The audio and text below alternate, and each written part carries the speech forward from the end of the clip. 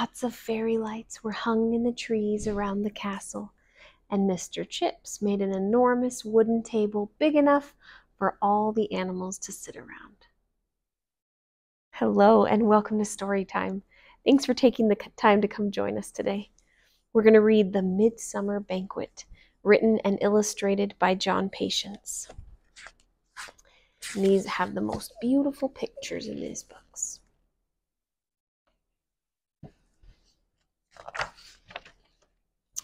In a few days, it would be time for the Midsummer Banquet to be held at Trundleberry Manor. In his attic, Lord Trundle was rummaging around, looking for the candelabras and punch bowl which he had stored away after the previous year's celebrations. "Now, where did I put them?" he muttered. "Perhaps they're in this chest." Opening the chest, he found, amongst other things, an old engraving of a medieval castle. Fern Hollow Castle. "That's rather odd," muttered Lord Trundle. "There's no castle in Fern Hollow these days.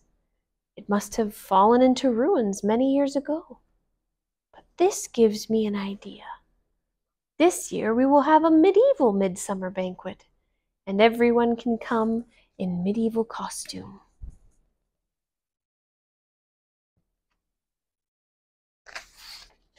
Lord Trundle lost no time in sending out the invitations, and soon everyone in the village was talking about the banquet.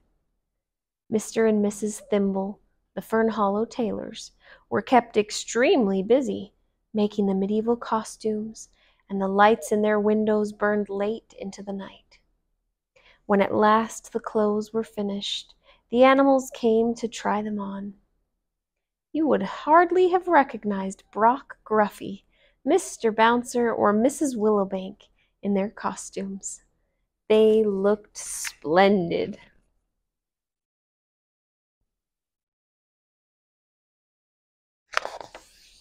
The morning before the banquet, Lord Trundle decided that he would visit Mr. Crackleberry, who would be doing the catering.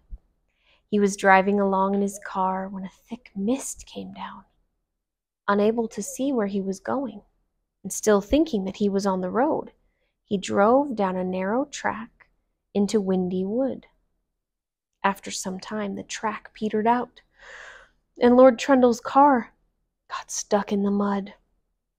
Then the poor fox had to get out and struggle along on foot.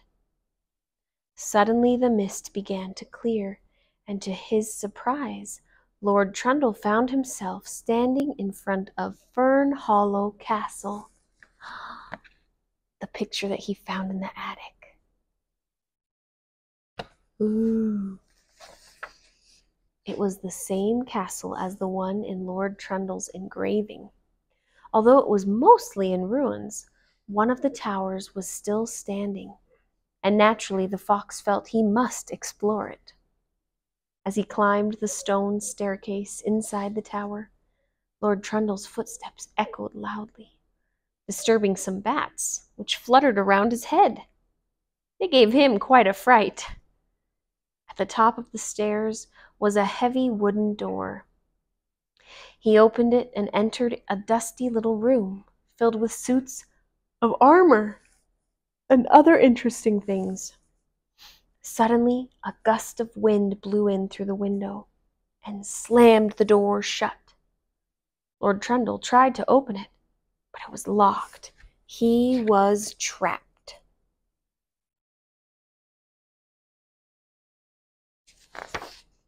As soon as the villagers realized that Lord Trundle was missing, P.C. Hoppet organized a search party to find him. The clever policeman quickly deduced what had happened, and the search party followed the tracks of Lord Trundle's car into Windy Wood. When at last they arrived at the castle, they found the fox waving from the castle window, shouting for help.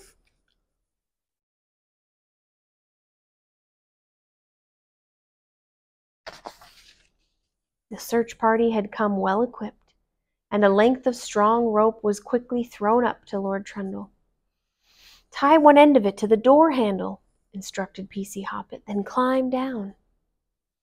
Lord Trundle was not accustomed to climbing down ropes, but with the encouragement of his friends, he managed to lower himself safely down to the ground.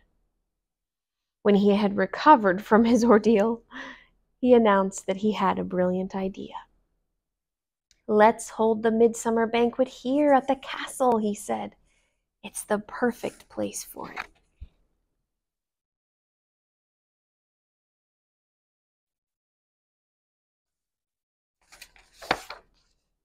A great deal of work was put into the preparations for the banquet. Lots of fairy lights were hung in the trees around the castle, and Mr. Chips made an enormous wooden table, big enough for all the animals to sit around. On the night of the banquet, everyone turned up in their medieval costumes, carrying lanterns. There was even medieval music supplied by Sigmund Swamp, who played a lute and sang a few little songs he had written.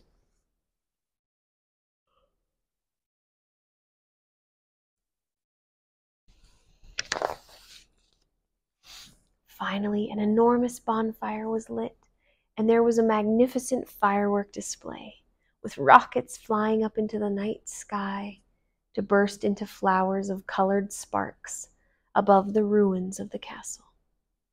It was a really wonderful evening, one which the Fern Hollow animals would remember for a long, long time.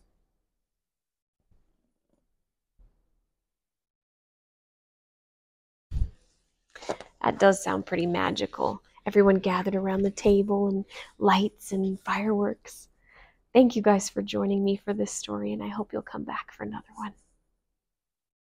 If you guys enjoyed reading that story, would you please click subscribe down below? We read new stories just like this one every day, and we would love to let you know when there's a new story to listen to.